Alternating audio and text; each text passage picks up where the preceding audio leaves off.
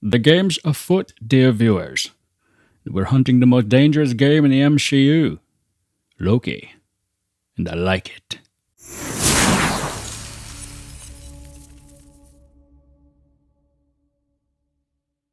First things first, spoiler alert. Keep this in mind as we continue with this review video.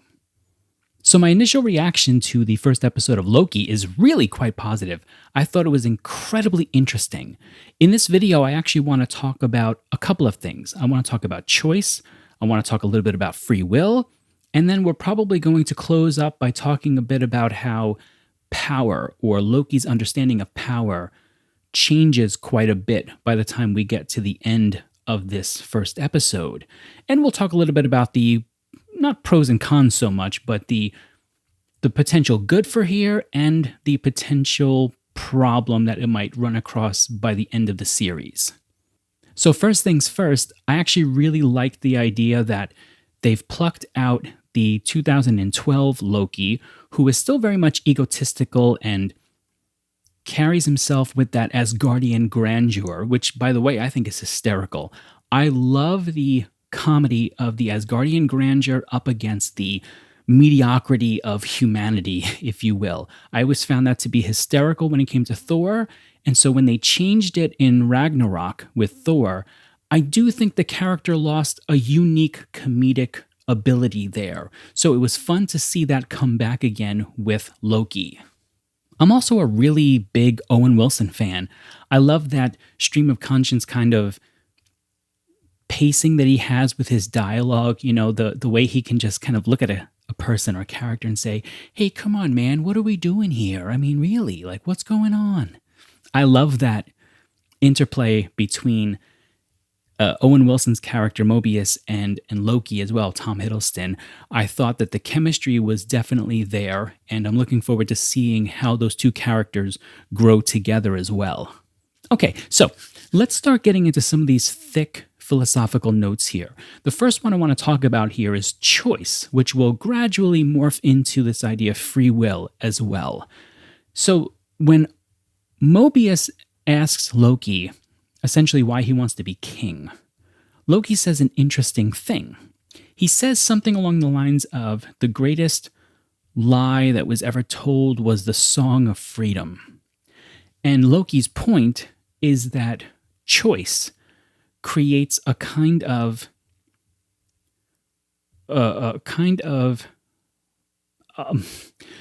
choice creates confinement, essentially, and it brings shame and anxiety as well. So let's explore this for a second, because it's going to be, I think, a running theme a little bit throughout the series. Let me give you a scenario here, and you tell me if you've ever done this as well. There are times when I'll have maybe like 25, 30 minutes where I can go, you know what? I got some time to myself. I don't want to really think something too heavy. I just want to watch something on Netflix or whatever streaming service you want to bring up, or even YouTube. So I'll sit down, Netflix, and I'll start looking through what I'm interested in watching. And I'll go, no, not that. Nah, maybe, nah, right? Not really. Now, by the time I make my choice and say, yeah, you know what, I think I'll watch this movie, it'll be like 28 minutes later, and I no longer have the time to watch the movie or watch the show that I wanted to watch. So I spent my entire free time in that moment just looking at the choices. That's it. So there is a kind of paralysis in having too many choices, or choices, you know, that are almost too freeing for us, for our mind to narrow down to something. Let me give you another scenario here, though. Let's say that if every time you opened up Netflix, it only ever showed you one thing. Like it showed you like like an episode of Who's the Boss, where like Tony is playing softball against Angela. That's it. That's all you have. Either you watch that episode or you shut it down and watch nothing. In that sense, there is a certain kind of freedom in the constraint of choice there, because it's not going to take you that long to make that decision, right? I'm not going to take 28 minutes to make this decision. Do I watch it or not? I'm going to say yes or no, watch it or not. That's it.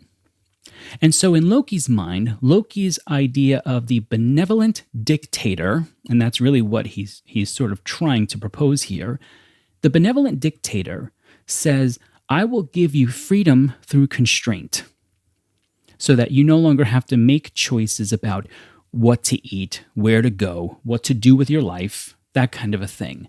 If all you have in front of you is one choice that boils down to essentially yes or no, there is a certain kind of philosophical freedom, we'll call it, in that simplicity.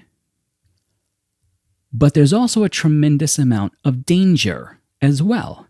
There's a reason why oftentimes dictators and terrible leaders throughout history tend to begin their rise through the gaze of benevolent dictatorships, because they give an illusion of providing freedom through constraints that feels better, feels less anxious. However, little by little, those constraints become more and more tight around you. And you soon realize that you've lost, or that a lot of your will, your natural rights, what like Jean-Jacques Rousseau would call your natural liberties by birth, you start to lose that which makes you a free human being. And in doing so, you also lose your freedom to create the world around you, to fashion it the way that you see fit. So, although there is a kind of strain of logic into what Loki is saying here, in reality, what he's really trying to do is to say, I wish that I didn't have the freedom of all of these choices. I wish that it were more simple for me. That takes us into the section of the episode where Mobius shows Loki the highlight reel of his existence. All of these areas where the choices that Loki makes lead to certain things on the sacred timeline, right? Because we also are introduced to this idea of there is a sacred timeline that must always be protected.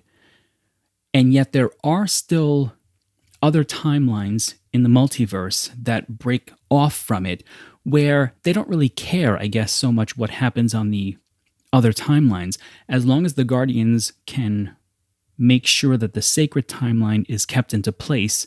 That's why we have the TVA, so that we always have that sacred timeline.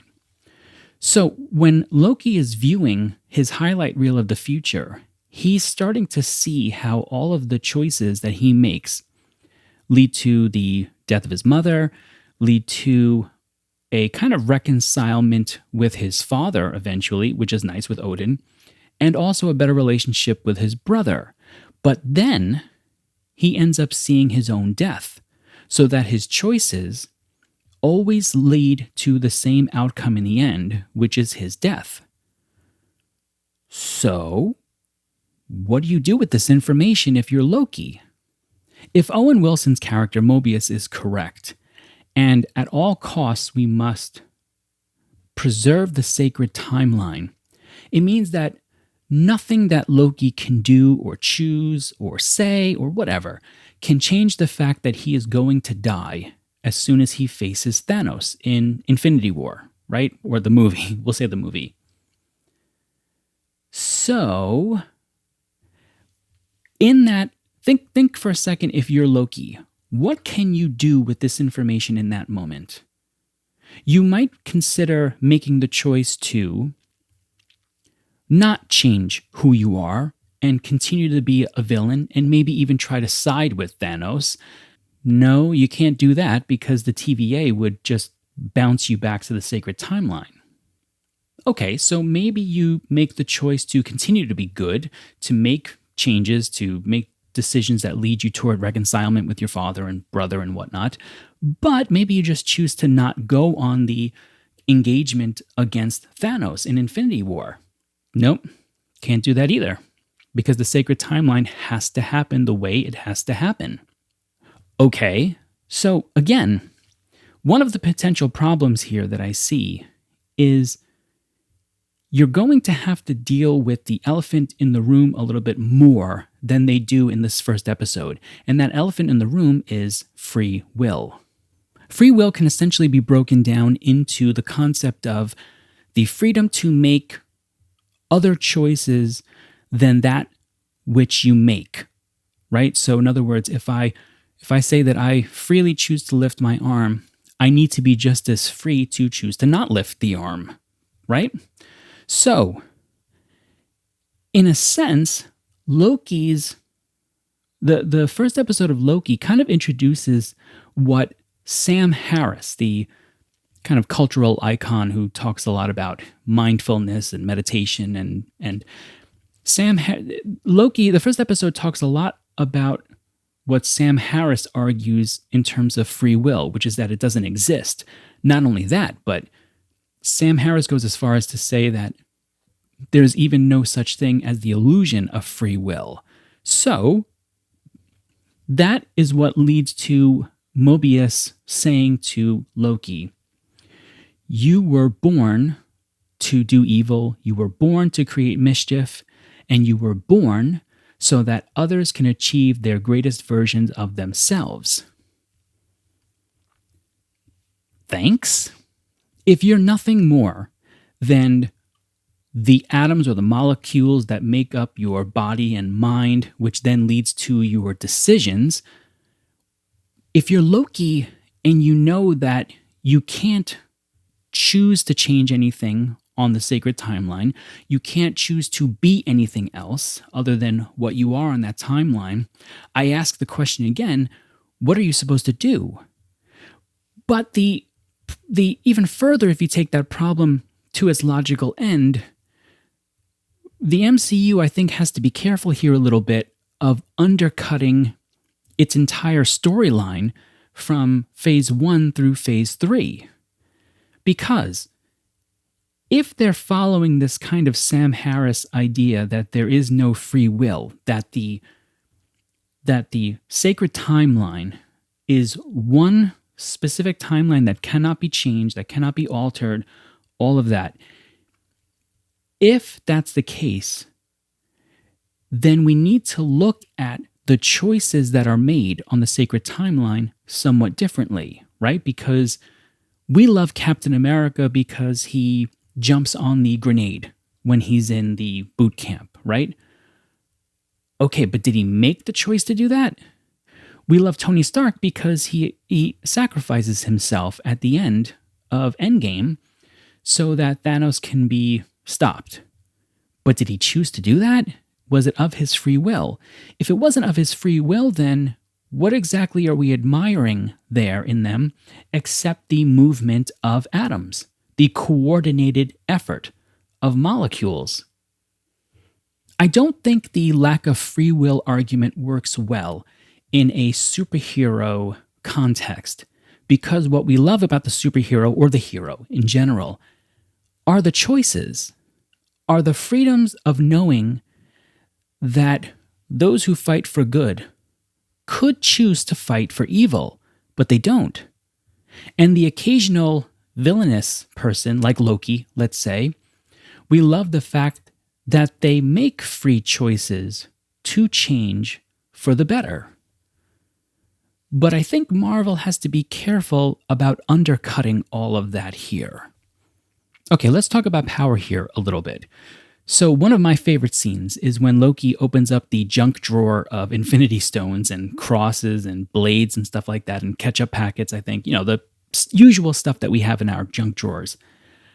When Loki opens up that drawer and he sees a bunch of Infinity Stones and he holds the Time Stone even, I think, for like a second, he suddenly realizes that being in this place, this TVA building, it has completely altered his conception of how power works. And yet, there's still something there, right? Because he does successfully somewhat threaten Casey, the guy who sits at the desk. So there's still threat. And then there's also still death, right? Because the Time Soldiers are getting killed by variant Loki.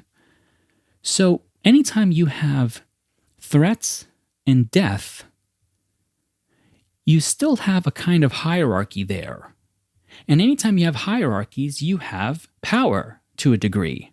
So I guess my question moving forward for this series is going to be, what exactly is power? Not only that, but just the appearance of these time soldiers and the need for our Loki. Let's call the 2012 one our Loki here. The need for our Loki means that you can disrupt and or destroy the sacred timeline. So, what happens if you do destroy the sacred timeline? What actually happens? Add to the fact that the mere existence of a sacred timeline, a singular timeline, invites villains to try to destroy it. Because if you're a supervillain, let's say, right, Galactus or a Thanos or something like that, if you're a supervillain, there is no enticement to destroy one of the variant multiverse timelines. There is only the attraction to destroy the sacred timeline. So, in some ways, you could kind of get rid of that, I suppose, if you made a parallel sacred timeline. But of course, then you would reduce the sacredness of it. But still, nonetheless, if you had two, like we do with, let's say, like when we image a hard drive, we have a copy of it, so that if our hard drive gets messed up, we can put the image back on, and we have a brand new hard drive again, the way we set it up originally. It's kind of like what Vision talks about in Civil War, when he says that the mere presence of the Avengers invites power struggle, right? Invites something to push back against that power. The mere creation of a sacred timeline invites villains to try to destroy it. So, I do think that the first episode was quite interesting, and I do think there's a lot of meaty concepts that we can really look forward to here in our review series, and I'm sure we're going to be talking about those philosophical concepts more throughout our review series. So if I've piqued your interest at all, if you're interested in discussing Loki and this series maybe a little bit more in depth, then go ahead and subscribe to the channel, and I'll come out with a new video each week, and we'll discuss how all of these concepts kind of merge together and whether or not Marvel does a good job of tying this all up together, these potential problem areas. So, I'll see you next week.